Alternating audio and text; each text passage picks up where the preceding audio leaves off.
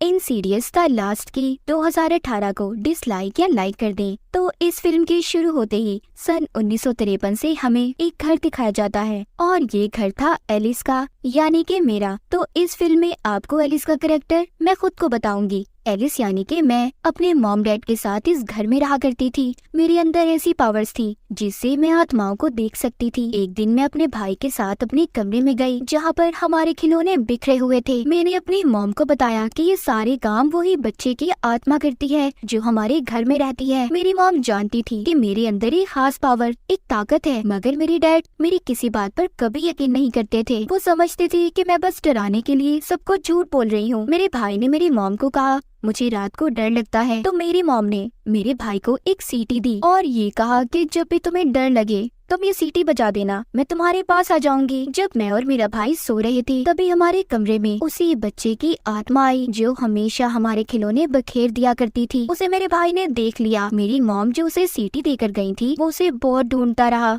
मगर वो उसे कहीं पर भी ना मिली। वो डर से चिल्लाने लगा था। उसकी आवाज सुनने के बाद मेरे डैड वहाँ पर आ गए और मुझसे पूछा क्या तुमने फिर से कोई आत्मा देखी है, जिस पर मैंने हाँ बोला। तब मेरे डैड मुझे नीचे ले गए और बहुत मारा। बेसमेंट में बंद कर दिया था क्योंकि वो मेरे बारे में ये जानते थे कि मैं जानबूझकर ये सब कुछ करती हूँ। मैं लोगों को डराती हूँ क्योंकि मेरे डैड मेरी इन हरकतों की वजह से तंग आ चुके थे कि मुझे भूत प्रेत आत्माएं नजर आती हैं। तभी अचानक से वहाँ पर बेसमेंट की लाइट बंद हो गई और तभी मुझे वहाँ से एक आवाज आई जो मुझसे कह रही थी कि अगर तुम्हें रोशनी चाहिए तो तुम्हें ये दरवाजा खोलना होगा। दूर एक दरवाजे से जो बेसमेंट में बना हुआ था उसके सुराख से रोशनी बाहर आ रही थी और ये आवाज भी मुझे वहीं से आई। वहाँ पर उस दरवाजे की चाबी भी थी। मैंने उस दरवाजे को खोल दिया जो मेरी बहुत बड़ी गलती थी। उस दरवाजे से एक शैतानी आत्मा बाहर आई और उसने मुझ पर अपना कंट्रोल कर लिया और उस चीज ने वहीं पर मेरी मॉम को भी मार दिया। जिसके बाद वक्त गुजरता गया, मैं बड़ी हो गई और अपनी मॉम की मौत का कसूरवार खुद को समझती थी। एक दिन मैंने अपने घर पर एक लड़की को देखा जो बहुत अजीब हुलिये में थी। मतलब वो एक आत्मा थी जो बस मुझे ही नजर आ रही थी। मैंने इस बारे में अपने डैड को बताना चाहा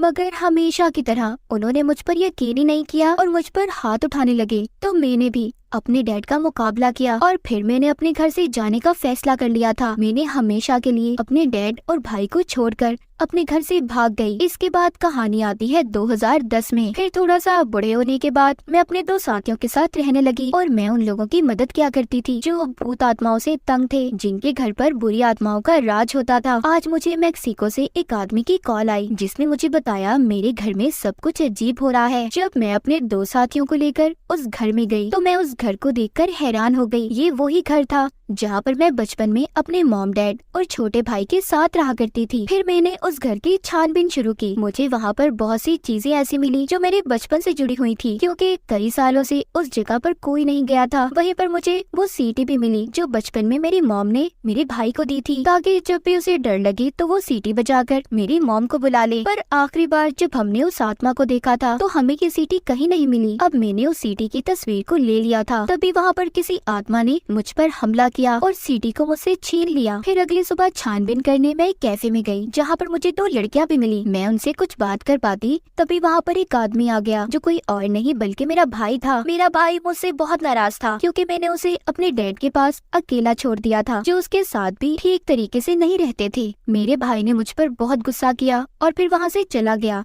मुझे जो लड़कियां मिली थी वो मेरे भाई की बेटियां थी। मैंने अब उस सीटी की तस्वीर को अपने भाई की बेटी को दे दिया और कहा इसे अपने डैड को दे देना। उसी रात मैं अपने घर वापस आई जहाँ पर मैं छानबीन करने आई थी और जो मेरे बचपन का घर भी था वहाँ पर मुझे फिर से सीटी की आवाज आई। वो आवाज दीवार के पीछे से आ रही थी मगर जब मैंने पास जाकर देखा तो वो कोई दीवार नहीं बल्कि एक दरवाजा था। मैंने अपने डैड की रखी हुई चाबियों से जब उस दरवाजे को खोला तो वो सीटी मुझे जमीन पर गिरी हुई मिली। साथ ही मैंने वहाँ पर एक लड़की को देखा जो एक इंसान थी।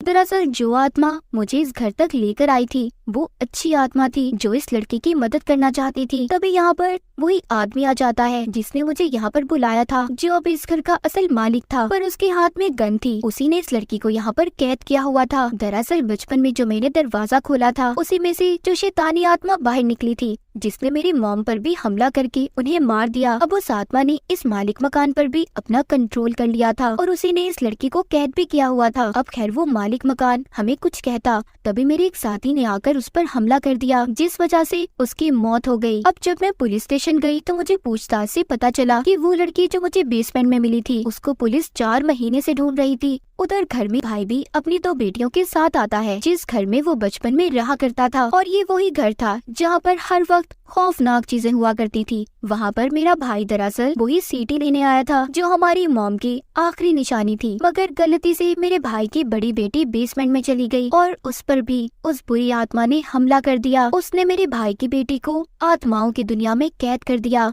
जिससे असल दुनिया में वो कोमा में चली गई। अब मैं अपने भाई की बेटी को बचाने के लिए कुछ भी करने को तैयार थी। अब जब मैंने छानबीन की तो मेरे सामने सारी सच्चाई आ गई। मुझे यहाँ पर पता चला आज से कुछ साल पहले जब मैंने बचपन में दरवाजा खोला था जिसमें से बुरी आत्मा आजाद हुई जो दूसरी दुनिया से आई थी। उसने मेरी मॉम को मारने के बाद मेरे डैड पर अपना कंट्रोल कर लिया, जिसके बाद मेरे डैड बुरे काम करने लगे। वो लड़कियों को पकड़कर उन्हें कैद कर देते और फिर मार देते थे। आखिरी बार मैंने अपने घर को छोड़ने से पहले जिस लड़की को अपने घर पर देखा था वो कोई आत्मा नहीं थी बल्कि एक लड़की थी, एक इंसान जिसको मेरे डैड ने ही कैद किया हुआ था। अब सब कुछ सच जानने के बाद मुझे अपने भाई की बेटी को हर हाल में बचाना था और दूसरी दुनिया से वापस लाना चाहती थी। अब खैर मैंने जब छानबीन शुरू की तो मुझे एक संदूक मिला। जैसे ही मैंने उसे खोला बहुत अजीब था। वो बुरी आत्मा जो दूसरी दुनिया से आई थी उसने मेरे गले को पकड़ लिया और मेरी भी आत्मा को अपने साथ दूसरी दुनिया में ले गई। फिर मैंने उस दुनिया में अपना बचपन देखा। छोटी एलिस ने मुझे बताया कि वो आत्मा जो हमारी दुनिया में है उसे की फेस कहा जाता है, जिसके पास हमारी दुनिया और दूसरी दुनिया की चाबियां हैं। तभी वो आत्मा पीछे से मेरे पास आई और उसने मेरा गला पकड़ लिया, जिसके बाद असल दुनिया में मैं भी कोमा में चली गई। वहीं पर मेरे भाई की दूसरी बेटी जो कि अपने बारे में अपने डैड को ये कहती है कि उसके अंदर भी मेरी जैसी ताकतें थी, वो आत्माओं को देख सकती थी, वो सीधा आत्माओं की दुनिया में जा सकती थी। इसीलिए अब वो मुझे बचाने और अपनी बहन को बचाने दूसरी दुनिया में आ गई थी। उसे वहीं पर उस लड़की की आत्मा मिलती है जिसको आखिरी बार मैंने अपने घर पर देखा था। वो उसे रोशनी देती है और ये कहती है कि तुम्हें उस दीवार के पार जाना है। उस दरवाजे के पार आ गई थी जहाँ पर बहुत सारे जेल बने हुए थे। उसी एक जेल में उस आत्मा ने मुझे भी कैद किया हुआ था। वहीं पर मैंने देखा एक जेल में से मेरे डैड बाहर आते हैं और उसी की फेस आत्मा ने मेरे जेल को भी खोल दिया और मुझे ये कहा जाओ अपने बचपन का बदला लो अपने डैड से, क्योंकि वो मेरे साथ हमेशा से बुरा सलूक किया करते थे। मुझे गुस्सा आ गया और यहाँ पर मैंने यानी कि एलिस ने अपने डैड को ऐसे मारा जैसे वो मुझे बचपन में मारा करते थे। पर जब मैं ऐसा कर रही थी तो कीफेस आत्मा को ताकत मिल रही थी, क्योंकि जब जब इंसानों के बीच नफरत बढ़ती है तो उसी कीफेस आत्मा यानी उस शैतान को ताकत मिला करती थी। और जब मेरे भाई की बेटी यहाँ पर आई तो उसने मुझे मेरे डैड को मारने से रोका और मेरे स्टिक को भी लेकर तोड़ दिया जिससे मैं अपने डैड को मार रही थी। मैंने देखा कि कीफेस ने मेरे भाई की बेटियों की आत्माओं को कैद किया हुआ है। मैंने उससे यहाँ पर एक सौदा किया कि वो मेरे भाई की बेटियों को छोड़ दे और मुझे मारकर यहाँ पर मेरी आत्मा को कैद कर ले। ये सुनकर वो कीफेस शैतानी आत्मा मुझे मारने लगी और साथ ही साथ मेरे भाई की बेटी को भी मार रही थी जिसे उसने पहले पकड़ा था। उधर असल दुनिया में उसका जिस्म भी खत्म हो रहा था। तभी उस दुनिया में जहाँ पर मैं कैद थी मेरे डैड ने उस कीफेस पर हमला किया तो उसने उनकी आत्मा को भी खत्म कर दिया और फिर जिसके बाद उसने मेरे गले में अपनी उंगलियां डाल दी। पर तभी मेरे भाई की छोटी बेटी ने मुझ तक वो सीटी फेंकी जो मुझे बचपन में मेरी मॉम ने दी थी। जब मैंने उस सीटी को बजाया तो वहाँ पर मेरी मॉम आ गयी। उन्होंने उस कीफेस शैतानी आत्मा को खत्म कर दिया। अब मैं अपने भाई की बेटी की आत्मा को उसके जिस्म तक पहुंचाना चाहती थी, मगर हमें वहां से निकलने का कोई रास्ता नहीं मिल रहा था। तभी मुझे एक दरवाजा मिला जिसकी चाबियां भी मेरे पास थी। जब मैंने उसे खोला उसके अंदर जाकर मुझे अपने भाई की बड़ी बेटी का जिस्म नजर आया, जिसके बाद मैंने उसकी आत्मा को उसके अंदर भेज दिया। उससे हुआ ये उसे असल दुनिया में भी होश आ गया। फिर मेरी मॉम ने मुझसे कहा कभी भी अपने आप को मेरी मौत का कसूरवार मत समझना, और ये कहकर वो आत्माओं की दुनिया में चली गयी। जिसके बाद मुझे और मेरे भाई की छोटी बेटी को भी असल दुनिया में होश आ गया, पर हम बहुत जख्मी थे। जिसके बाद हमें हॉस्पिटल ले जाया गया। वहाँ पर मेरा भाई भी था।